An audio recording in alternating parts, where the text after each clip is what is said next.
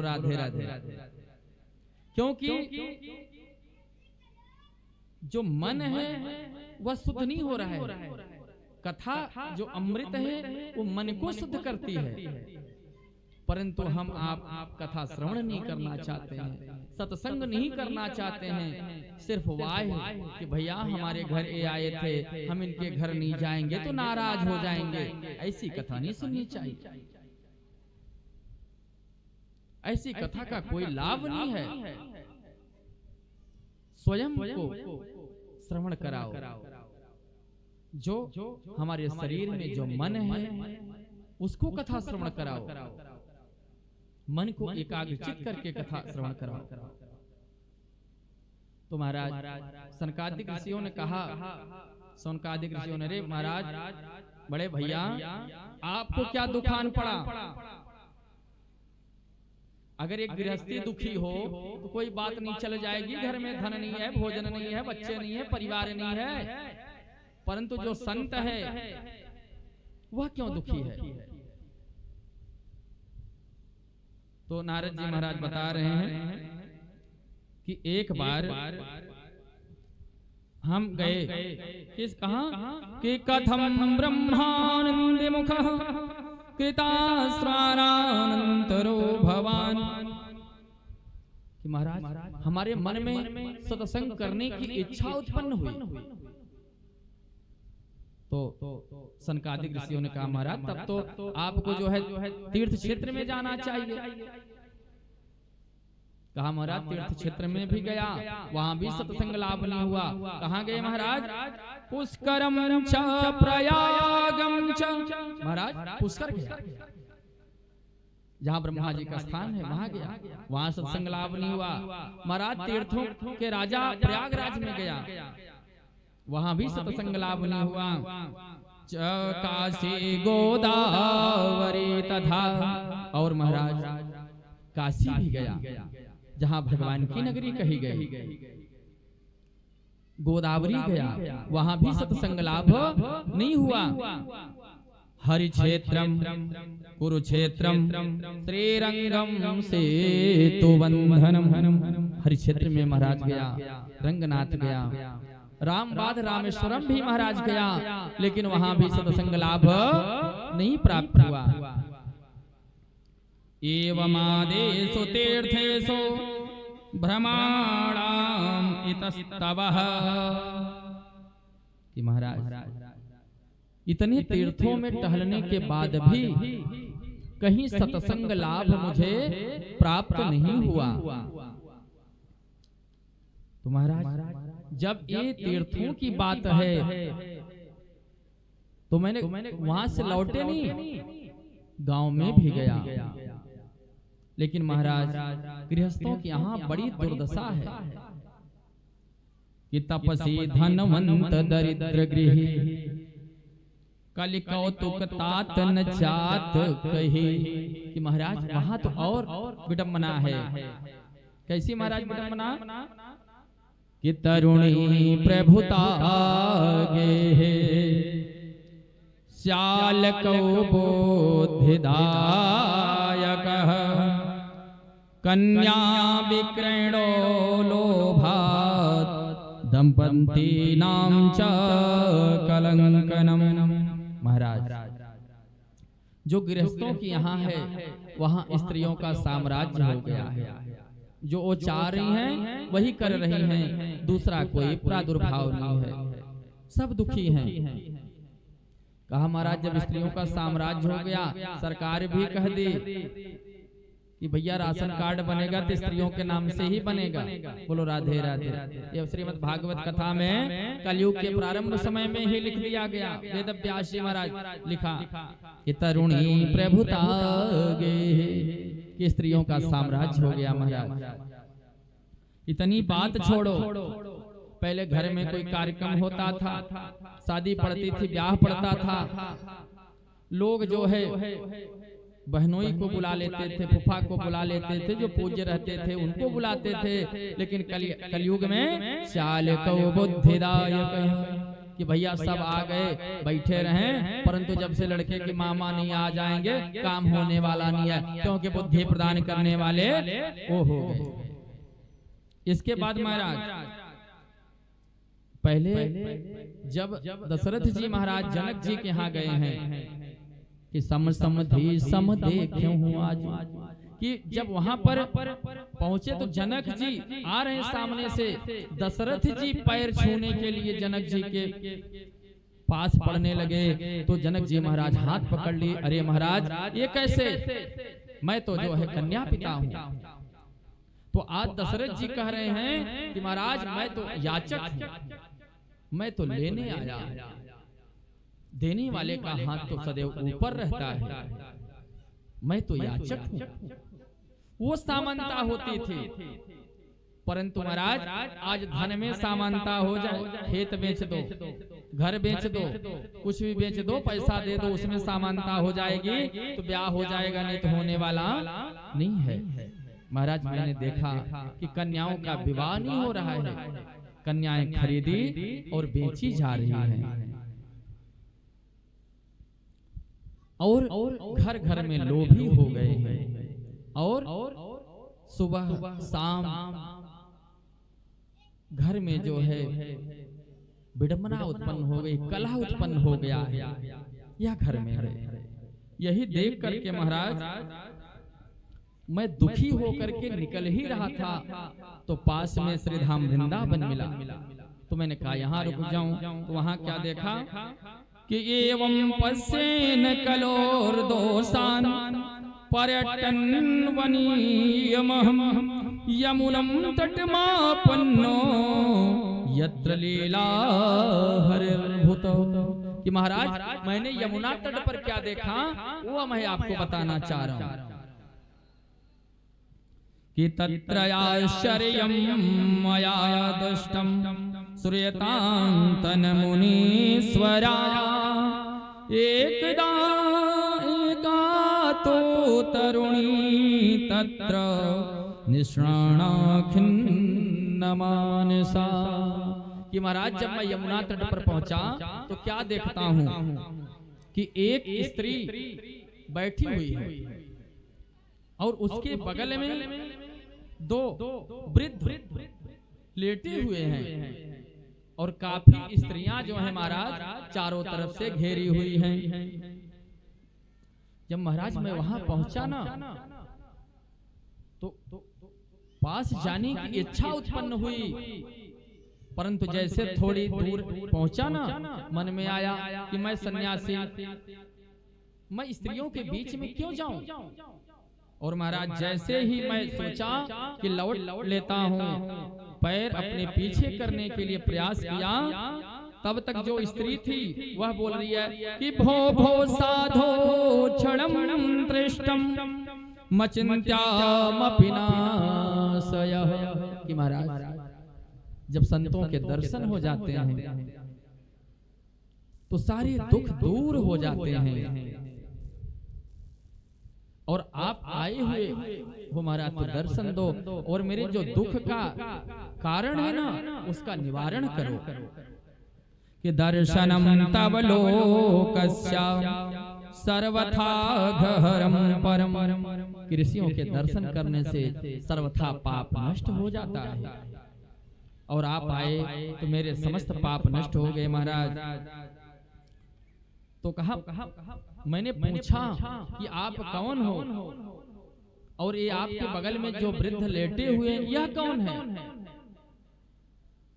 तो स्त्री महाराज बता रही हैं कि अहं भक्तिरितिं ख्यात्या इमौ में तनयो मतौ ज्ञान वैराग्य नामानो काल योगे न जर्जर।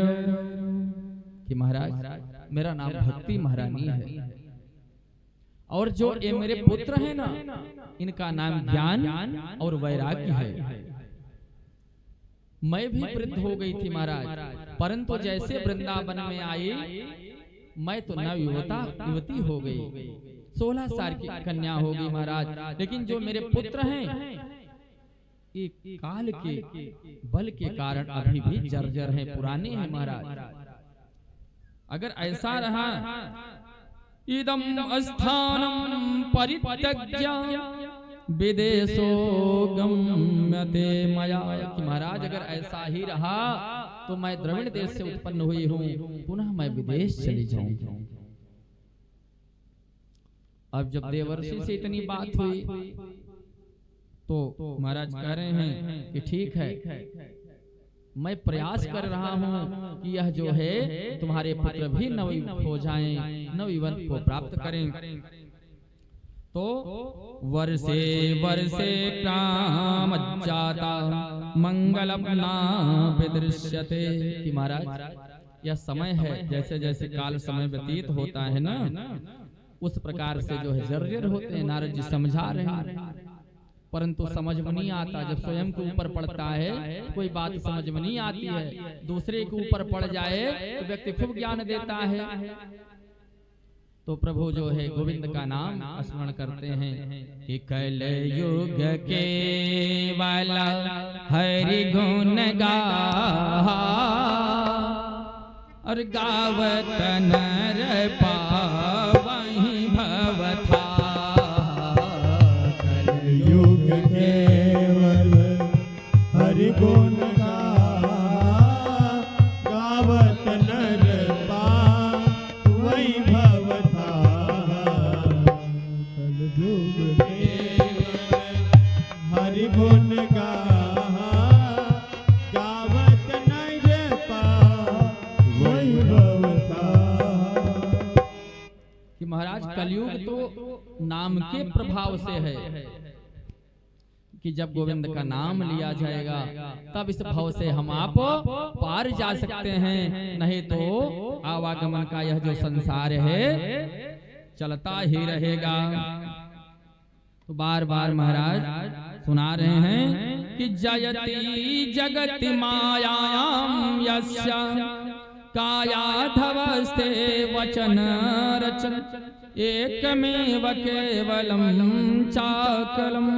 कि महाराज बार बार नारद जी सुना रहे हैं ज्ञान वैराग्य को बार बार अमर करने के लिए, जो है नवविवाह करने के लिए सुना रहे हैं, परंतु कुछ ज्ञान नहीं हुआ, वो जैसे के तैसे रह गए। गीता पाठम मुहुर्मुहु, कि बार बार नारद जी महाराज गीता का पाठ कर रहे हैं, विष्णु सहस्त्र नाम सुना रहे हैं, परंतु थोड़ा से होश आया, फिर जो है वह उसी योग में बेहोश हो गए। तो वही महाराज मैं चिंतित हूँ।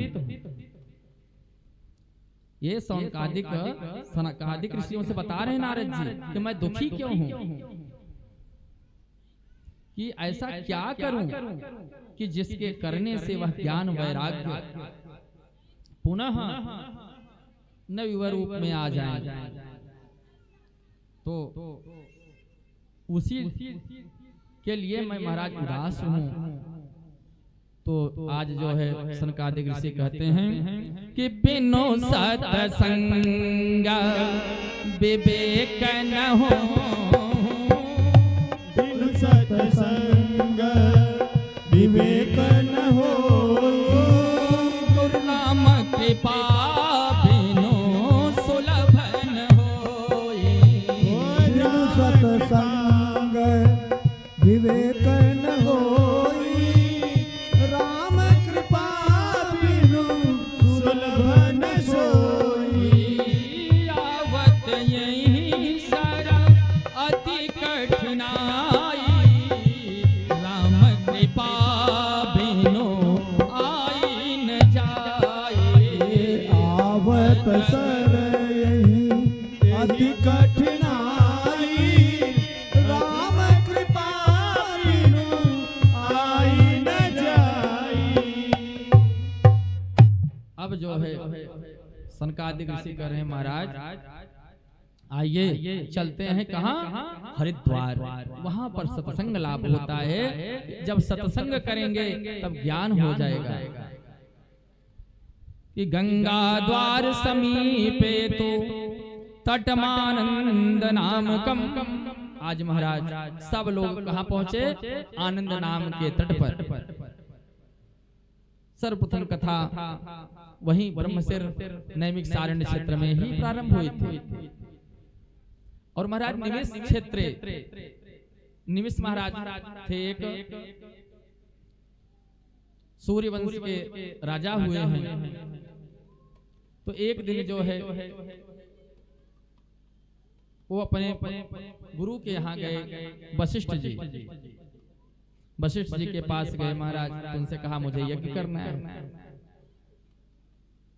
तो कहा ठीक है, अभी तो हम इंद्र के यहाँ से निमंत्रण मिल गया है, अब इंद्र के यहाँ से आए महाराज, तब आपका करा दें। तो उनके मन में आया कि जब मन में विचार आ जाए, कभी भी धर्म करने का मन में विचार आ जाए, सत्संग करने का मन में विचार आ जाए, कथा करने का मन में विचार आ जाए, श्रवण करने की मन में इच्छा हो जाए, तो कर लेना चाहिए, उसमें विलंब नहीं करना चाहिए। जब व्यक्ति विलंब करता है तो वह पीछे हो जाता है, क्योंकि यह कलयुग है ना। आजकल हम लोगों के मन में होता है कि आज करें सो कल करें, कल करें सो परसों, और इतनी जल्दी क्या है, अभी जीना है बरसों। हम लोग तो व्यवस्था बना के बैठे हैं, इतनी जल्दी मुझे जाना नहीं है, इतनी जल्दी जाना नहीं है, अभी मेरी उम्र ही क्या है, अभी तो नौकरी होंगे, बच्चे होंगे, ब्याह होगा, रिटायर्ड होंगे, घर बनवाएंगे, फिर कथा भी सुन लेंगे महाराज, इतनी जल्दी क्या है। लेकिन जब भगवान का नाम लेने की बात आवे ना, तो आज करें से तुरंत कर लेना चाहिए। काल करें सो आज करें, आज करें सो अब, और पल में परलय होए बहुरी करोगे, कि तुरंत करना चाहिए। मन में विचार आ जाए, पुरोहित जी घर में आ गए, आज दान करना है, कर डालो। ऐसा नहीं महाराज कल आइएगा, कथा श्रवण करेंगे, भोजन कराएंगे, तब दक्षिणा दे दो, कल कृपा होगी गोविंद की तो पुनः कथा करके देना।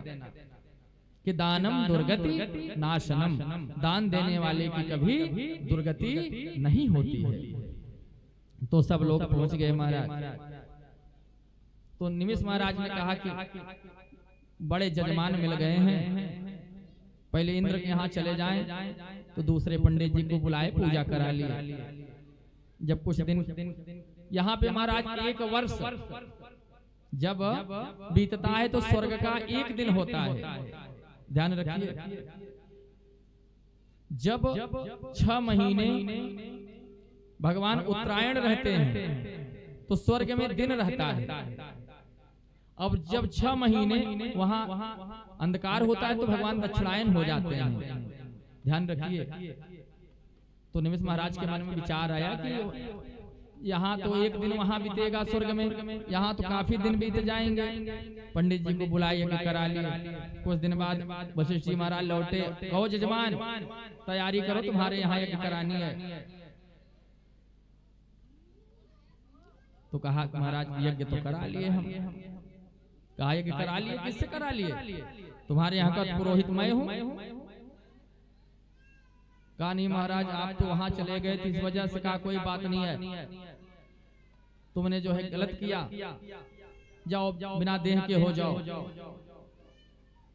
तो भगवान की कथा की थी, तो भगवान की कृपा से जो आंख बंद होती है और खुलती है वो निमिष महाराज के द्वारा ही होती है। आंख खुलना और बंद करना, कहा जाओ पलकों पे हो जाओ।